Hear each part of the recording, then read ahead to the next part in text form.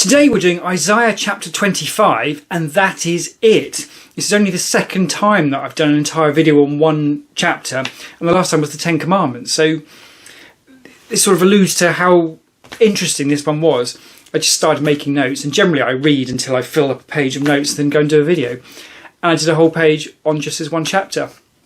I actually went away and Googled, just like, because this seems like a pretty big deal, this chapter. So shove into Google, is Isaiah chapter 25 a big deal? The answer was yes. So it's actually managed to call something correctly on the Bible for a change, which is nice. But yeah, so some really big ideas and sort of, well, the ideas that have been building already, and a little bit of a sort of a pinnacle to that, I suppose. It opens anyway with Isaiah praising God, basically talking about how he's done a great job of kicking the crap out of all the baddies. Interesting. And how everyone now honours God, which is not a great start because that's not really true, is it? But yeah, I mean, he may be talking about some future time, I suppose, potentially. It can be still difficult to tell. He then also talks about that God is going to protect. He then also talks about God is going to prepare a feast for everyone, which sounds wonderful. And it specifies this is going to include the finest wines and best meats. And it's interesting that it's clearly not a thing that you have to be a vegetarian and sober to be a Christian, which is, well, yeah, great. That's that's going to make it more popular than some of the alternatives, I suppose. In chapter 7, anyway, it goes on to say that God will destroy the shroud that enfolds all peoples. This is peoples plural, so it's suggesting some sort of human-wide phenomenon, which would suggest sort of human nature, I suppose, and some sort of shroud. And it backs it up with talking about the sheet that covers all nations. Yeah, I mean, whatever that is, it's a big deal. But what commonality is there between all of us other than human nature? And so there's some sort of, we obviously know there's some flaws in human nature, and that could be likened to a sheet or a shroud, I suppose. So interesting that God's going to remove that. In verse 8, it talks about God will swallow up death forever, and then he'll wipe away tears from all faces. He will remove people's disgrace from all the earth. That is, removing the disgrace, not removing the people. The thought did occur that an objection to this could be, because it doesn't say people are going to be happy later on, it just says there's not going to be any tears. So it could be that the mechanism they talked about in the previous video, where there's the end of the earth and the earth is going to burn, it could be the Borg who are sent to assimilate us all. To be fair, I think that would be a rather disingenuous interpretation of this. It's clearly not where it's going, albeit it doesn't actually say that everyone's going to be super happy in the afterlife and all the rest of it, but it is clearly a removal of negativity. So yeah, I think we'll give it the benefit of the doubt that he's not saying that the Borg are coming. But yes, it's profound, that book. I mean, it's all a really extreme version of if you're bad, you're going to get bad things. You get burned up and the earth's going to... Whether that's metaphorical or not, we don't know. We have to deal with that. But if it's good, it's going to be really good. And I mean really, really good to the extent that death is going to be taken away. So the other side of death, presumably that's it. There's no more death. So that seems to be pretty explicit. Eternal life.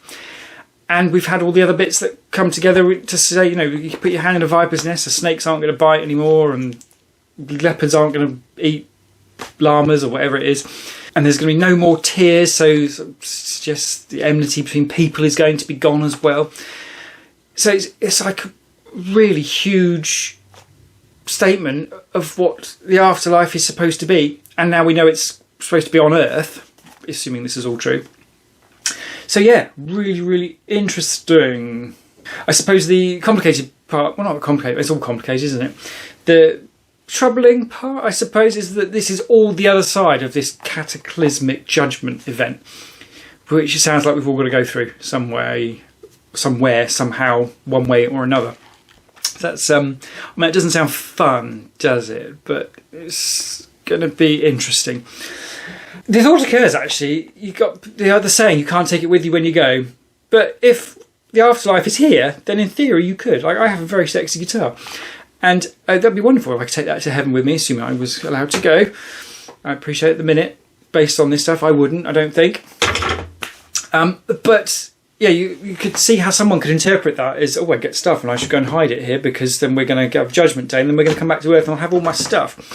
I would probably really stupid people, I suppose, but because it doesn't seem like that was likely to be a thing, but yeah, just a thought that occurred.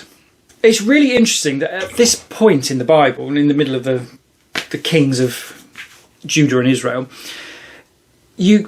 clearly the criteria for getting into heaven is to follow the rules that were laid down in Exodus, Leviticus. So was it 613, 614 rules? So you could get into the afterlife that way.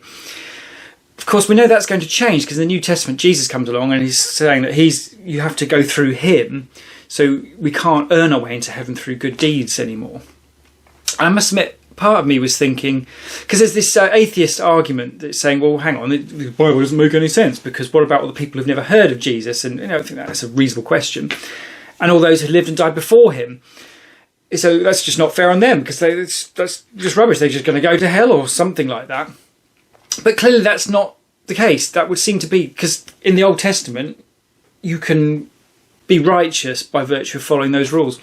So actually, if anything, with Jesus coming along and scrapping all those rules and then saying, now you've just got to live like this, it's actually got harder, I think, actually. So to some extent, there's an argument that they had it easier in the Old Testament because all we had to do is follow some silly rules. And how hard is that? I mean, at least it's explicit and clear what you're supposed to be doing. Whereas for us now, I'm halfway through reading the Bible and I can't even work out what sin is entirely. So, and human nature conflicts somewhat with the ability to do some of this loving your neighbour as yourself type stuff. So yeah, it's suddenly a different way of looking at that. It begs the question anyway, did God raise the bar? As in, there's a fairly low standard of behaviour for society as in sort of infancy stage up until 2,000 years ago. And now more is expected of us. So instead of having like what you treat a child, you just say do this, this, and this to some extent, and that's deemed a good child. As you get older, you don't want to be specifying those rules. You just say just live according to this, and decide for yourself if what you're doing matches up with that. And yeah, I don't know, but then I guess there's also the argument that it's got easier for us. Is that fair to say?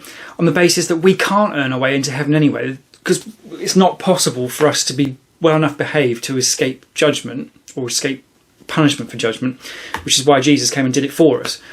So did that raise the bar as in we have to do better now than we used to do? Or has society got worse? I guess that could be. God's like, oh God, they can't even do the rules. So we get Jesus to do that, and all they've got to do is believe in him. I don't know, because there's a lot to that, isn't there?